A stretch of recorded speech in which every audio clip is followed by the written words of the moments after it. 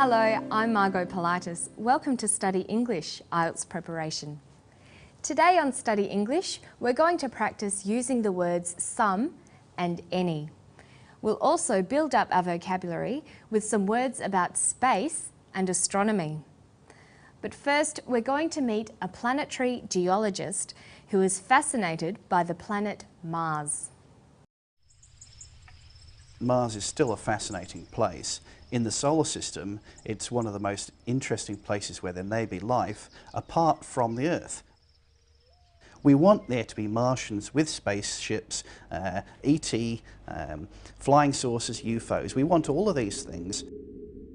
It's frozen to a depth of about 7 kilometres at the equator, maybe 20 kilometres at the pole caps. So there's a very thick frozen layer on Mars. The people who talk about water flowing to the surface of Mars underestimate how cold the planet is. These scientists are hoping to find out about life on Mars. They're looking closely at the landscape and similar landscapes to try to understand everything they can about the planet. Listen to Dr. Hoffman talking about how the landscape of Mars was formed. Pay special attention to how he uses the words some and any. Well, if we look at the picture here, cutting down through each of these gullies is a little black channel that's bulldozed its way through the snow, carved its way down and pushed the snow aside. Then each springtime, part of the snow collapses as it warms in the sun. It doesn't go through a liquid phase, it goes directly from solid to vapour, boils away and falls down the slope. And then you have this tumbling mass, a little avalanche of some snow, some rock, some sand, some dust, all churning up together.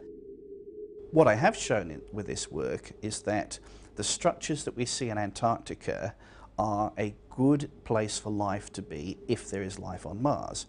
It would be very primitive microbes. There wouldn't be any sort of multicellular life there.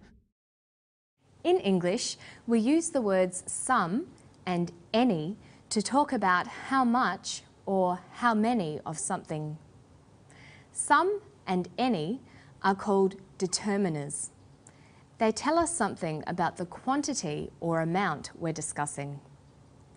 Listen to how Dr. Hoffman uses the word some. It doesn't go through a liquid phase, it goes directly from solid to vapour, boils away and falls down the slope. And then you have this tumbling mass, a little avalanche of some snow, some rock, some sand, some dust, all churning up together. He says some sand, some dust. The word some suggests an indefinite number or amount. It's not specific.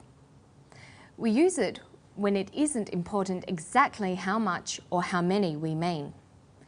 So you might say, I'd like some milk, or would you like some tea?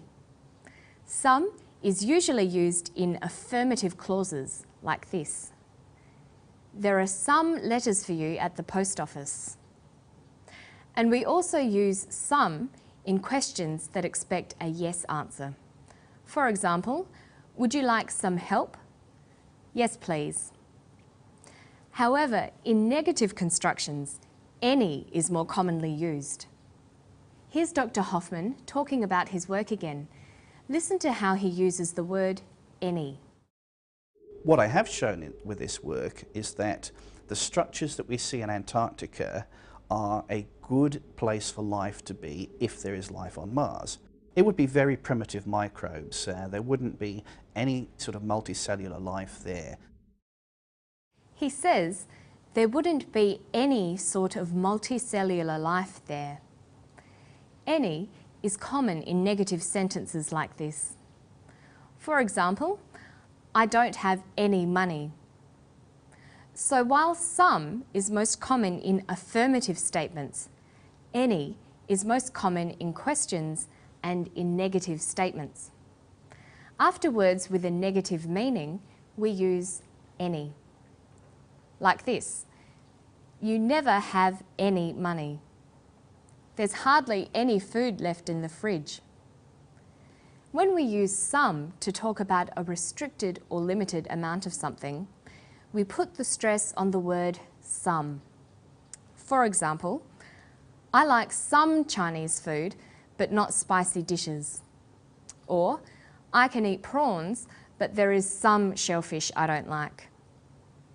When the word any is stressed, this tells us that we're talking about an unrestricted quantity or unlimited choice. For example, you can borrow any book from the library. I don't like any films made in Hollywood. Astronomy is an important and popular science. Building your science vocabulary, especially your vocabulary about astronomy, can help you to appreciate science fiction films and books, as well as media stories about space exploration and new discoveries. But there are so many science words, where do we even start? It's important to learn how to organise new words logically and to develop strategies to help remember these new words. Listen to Dr. Hoffman talking about the possibility of life on Mars. Mars is still a fascinating place. In the solar system, it's one of the most interesting places where there may be life apart from the Earth. Dr. Hoffman talks about Mars, the solar system, and Earth. Of course, our planet is called Earth. There are 9 planets in our solar system. They are Mercury, Venus, Earth, Mars, Jupiter, Saturn, Uranus, Neptune, Pluto. It's important to learn all those names in English. Here's another clip. See if you can hear a word that is developed from one of the planet names. We want there to be Martians with spaceships, ET, flying saucers, UFOs. We want all of these things. He talks about Martians. We form the word Martians from the noun Mars. Martians are creatures from the planet Mars. We can extend our vocabulary about astronomy by looking outside our solar system to our galaxy, the Milky Way. We can also include words like comets, asteroids, stars, moons, black holes. Let's watch that clip again. Listen for some other words related to space and space travel. We want there to be Martians with spaceships, ET, flying saucers, UFOs. We want all of these things. We heard Martians, spaceships, ET, flying saucers, and UFOs. ET stands for extraterrestrial, another name for creatures from space.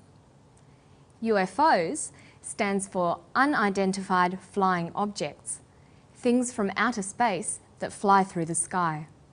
They can also be called flying saucers. You'll notice that in the story, the term UFOs is pronounced UFOs. We usually say UFO. That's all for Study English today. Let's quickly review the topics we've looked at. First, we talked about using the determiners some and any. We learned which one to use and how to use stress to change meaning. Then we talked about how to increase your vocabulary by learning groups of words. Today we looked at space words. Don't forget to visit our website.